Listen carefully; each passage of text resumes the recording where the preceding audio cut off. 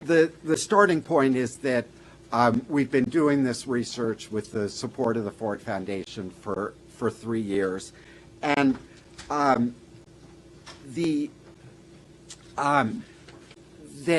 the idea of this conference is to get some of these findings out into the open. And as Rob said, the core of the finding is that the U.S. government has been deeply involved in innovation policy, but it's a story that nobody knows. It's a story that hasn't been reported. That it's my pet peeve that when you read in the business pages of the New York Times or the Wall Street Journal an article about a key technological breakthrough, a new type of computer chip or a new medication or whatever, the journalistic convention is that down towards the last paragraph or the second to the last paragraph, there'll be a little line saying some of this research was funded by the Defense Advanced Research Project Agency or the NIH or whatever, but that there's never any kind of systematic look at what does the portfolio of this government agency look like. Is this particular innovation that they funded just a random outcome, or have they been funding a lot? And that's what we've been trying to explore, that many of these working papers are looking at, trying to look at the portfolios of these different agencies to find out what they've actually been up to. And in that context, we find that there are literally hundreds, perhaps thousands of success stories of firms, many of which started small, that have been nurtured by one or another government program and have gradually grown and are now making significant productive contributions to the economy, producing new products, putting people to work, et cetera. Okay, so that's the kind of general overall story that we're trying to tell, but we're also addressing these issues in the midst of this severe economic downturn, and it wouldn't be right to just talk about innovation in an economy where jobs are disappearing, where there's tremendous concern about where the bottom to the current downturn might be.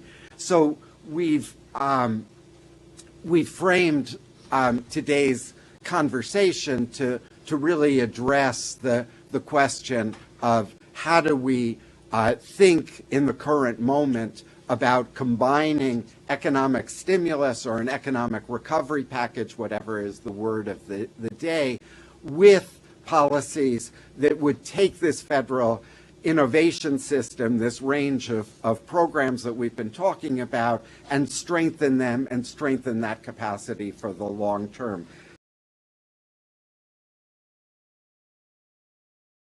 The word that I made up for the day is Stim-Novation. I mean, that what we have to do as a country is figure out how to walk and chew gum at the same time. We need economic policies that stimulate the economy, that pull us out of the recession, but that simultaneously are oriented towards innovation and strengthening this capacity for innovation over the long term. And it's through that combination that the policies become sustainable. The concerns about blowing out the deficit, spending more in the short term, is not going to be an issue over the long term if that spending in the short term is strengthening the capacity over the long term. So we talk in the policy proposal that that's available to you in the press packet about a number of concrete ideas, and there'll be more discussion of that this afternoon, particularly oriented towards alternative energy and green jobs, of how to actually think concretely about what Stim-Novation would look like. One of the things that we found in the course of our research, which we found somewhat astonishing, particularly given the kind of prevailing view about that the private sector is always better than the public sector, is that the federal laboratories, particularly the Department of Energy laboratories, have a growing program which is called Work for Others, where they do research technology development work directly with private firms, both big and small, and those private firms are paying the federal laboratories to solve their technological problems, to help them. And so if you think of the prevailing ideas of the last 20 years that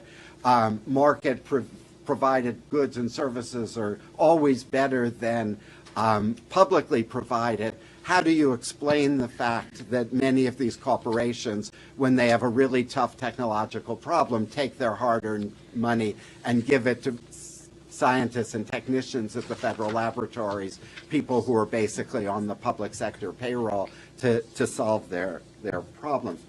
The other program that we wanted to highlight in this context is the Small Business Innovation Research Program that has received almost no recognition in the press. I've Googled in the New York Times archive for Small Business Innovation Research, which is a program which has been going since 1983, and there are a total of 9 sites in the whole New York Times index for this program.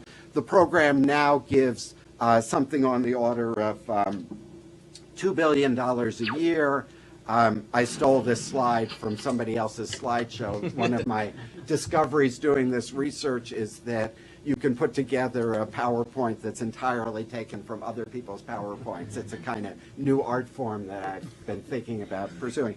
But the SBIR program, everybody needs to know about it because it's the first line that a scientists, engineers, technologists working in the private sector, working in the university, working in federal labs, they decide they have a commercially viable idea. The first place they turn is to this program, which is administered through 11 different government agencies, and it provides these phase 1 and these phase 2 grants that have nurtured literally thousands and thousands of firms over the 25 years that this program has been in effect. But this program is so little known that the congressional reauthorization that's supposed to have taken place this year got into trouble because the House and Senate had different and conflicting versions. That this is one of the unrecognized roles that the federal government has played, and it's been elaborated by my colleagues. They're the authors of one of the working papers that's back there.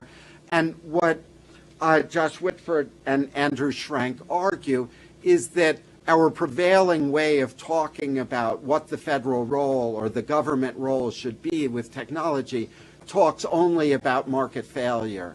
But there's this other distinct thing called network failure, when innovation relies on collaboration across organizational lines. It involves building networks of collaboration, but that building networks of collaboration often fails. And in part it fails because people can't find the network partners that they need. They find the partners they need, but then they find that they can't trust them or that their competence is questionable. And so one of the key roles that these federal government initiatives have played has been in working to overcome these network failures, to essentially help connect these parties to the other people that they need and help solve the problems of trust and competence. So let me very briefly talk about the negative side of the story.